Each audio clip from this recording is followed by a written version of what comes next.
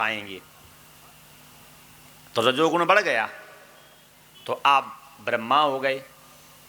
आपके मन में आ जाए थाना जिला में जितने व्यक्ति हैं इनका सही तरीके से पालन पोषण करेंगे, रक्षा सुरक्षा करेंगे, तो सतोगुण बढ़ गया। तो उस समय आप विष्णु हो गए। फिर आपके मन में आ जाए थाना में जितने हैं सबको हम मार देंगे, तो तमोगुण बढ़ गया। तो उस समय आप रुद्र हो गए। आपके मन में आ जाए थाना जिला में जितने व्यक्ति हैं इसमें जो बूढ़े लोग हैं, बीमार लोग जो हैं इनको हटा देंगे, और जो यंग मैन पढ़े लिखे समझदार स्वस्थ व्यक्ति है उनको रखेंगे। तो तिरोभास उस समय आप महादेव बन गए। और आपके मन में आ जाए कि पूरे थाना जिला के लोगों को मुक्ति दे देंगे, तब उस समय आप शिव बन गए।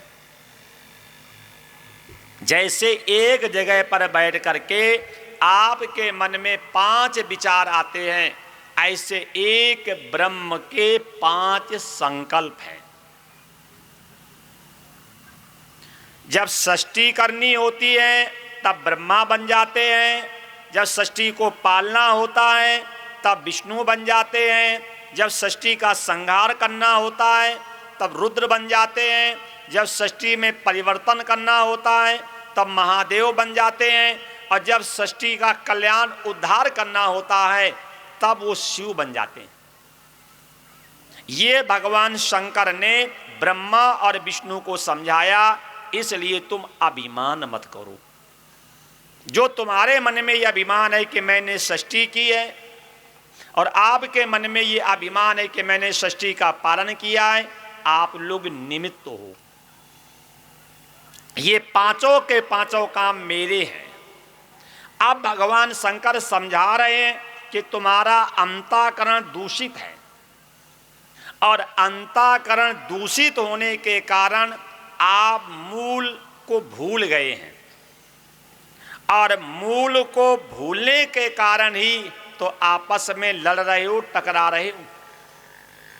और आज हम लोगों के भी तो हाल ही यही है, हम लोग मूल को तो भूल ही गए हैं और भूल में टकराव हो रहा है। वो गाना याद है, हिंद बनेगा न मुसलमान बनेगा और इंसान की औलाद है।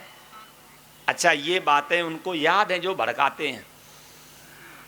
उन्हें ये बात इसलिए याद नहीं क्योंकि उनका काम है फूट डालो राज करो, और जबकि धर्म का काम है जोड़ना,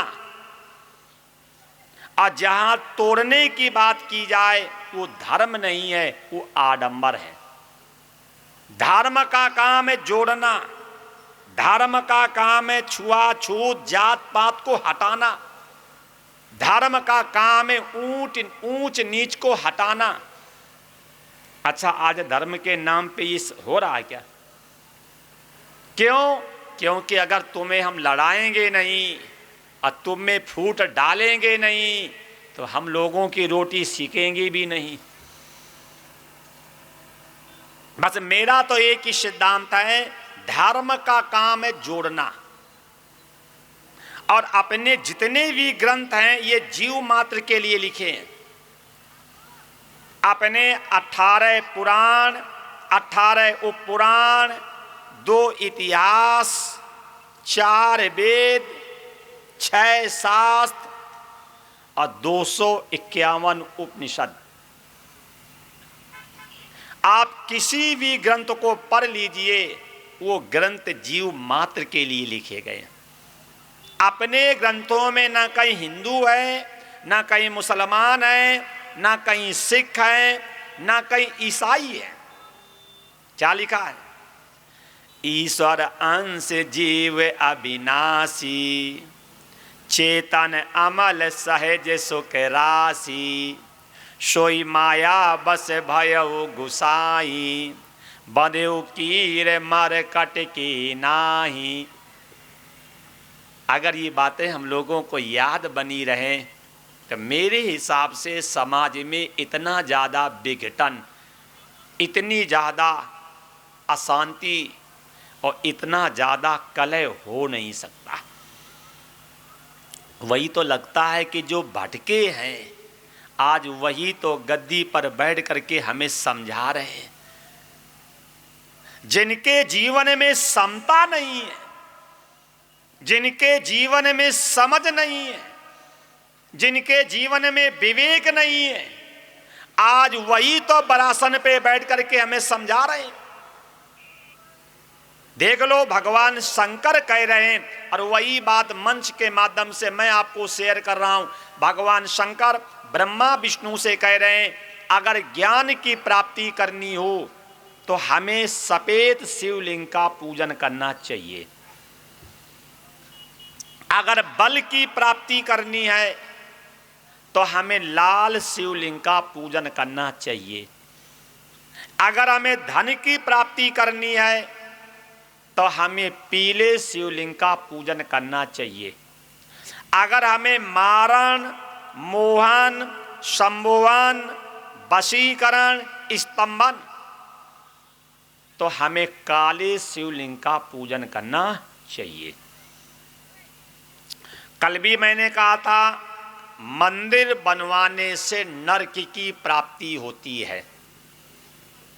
मंदिर बनवाने से उसका वंश नहीं चलता है। ये बात मैंने कल भी आपसे कही थी। अगर कभी ईश्वर पैसा देता है और मंदिर बनवाने के विचार बनते हैं तो जब तक मंदिर की अवधि है, पुजारी की व्यवस्था, सफाई की व्यवस्था, आरती की व्यवस्था, प्रसाद की व्यवस्था, भोग की व्यवस्था और साथ में वार्षिक उत्सव की व्यवस्था, अगर इतनी व्यवस्था नहीं कर सकते हैं तो हमें कभी भी मंदिर नहीं बनवाना चाहिए। अगर ईश्वर ने मुझे पैसा दिया है तो किसी पुराने मंदिर का जीर्णोद्धार कर देना चाहिए।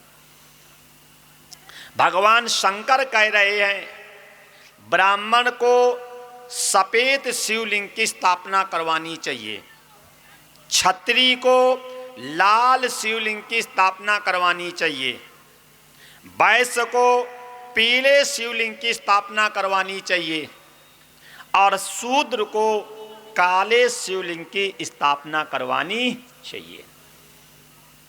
घर में 1 अंगुल का और मंदिर में यजमान से 12 अंगुल से बड़ा शिवलिंग होना चाहिए।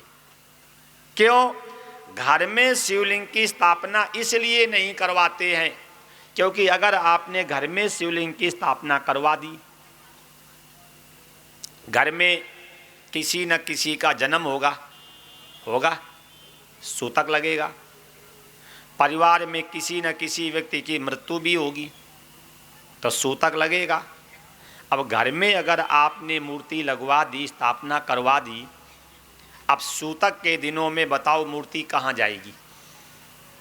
या मान लो घर में आप शिवलिंग या किसी भी मूर्ति की स्थापना करवा दी और जब भोजन बनेगा तो उसमें प्याज लहसुन का छौंका भी, कल बच्चों के विवाह होंगे वो भी रात में सोएंगे, हम भी सोएंगे और सोते समय शरीर से अपान वायु निकलेगी तो अन्य स्थाने कृतम पापम देव स्थाने विनश्यति और देव स्थाने कृतम पापम वज्रलेपो भविष्यति।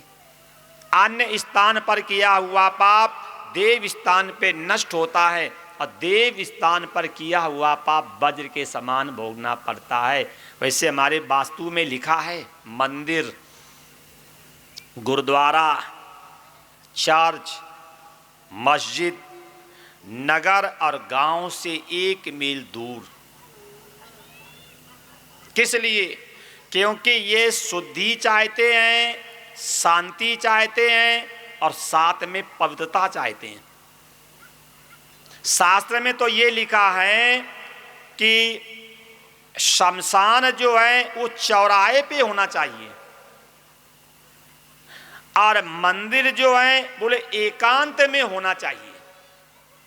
हम लोगों ने क्या कर दिया? शमशान को उठा करके कर दिया एकांत में और मंदिर को उठा करके ले आए चौराहे पे, जबकि मंदिर शांति का प्रतीक है। मंदिर मन को एकाग्र करने के लिए बनाया गया है। मंदिर संसार की विस्मृति के लिए बनाया गया है। मंदिर में बैठ करके अपना ध्यान करना चाहिए। अब चौराहे पे जब मंदिर बनाया जाएगा और घर में जब मंदिर बनाया जाएगा, तब बताओ चौराहे पे शांति रहेगी क्या?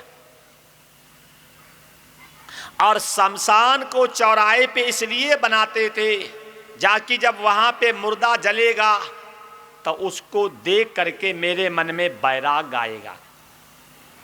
गर्वे व्यादौ शमशाने पुराणे या मतिर भवति या मतिर स्थिर भवति को न मुच्यते बंधनात्। इसलिए कहा गया है कि शमशान को चौराहे पे बनाना चाहिए। किस लिए? वैराग्य हो इसलिए।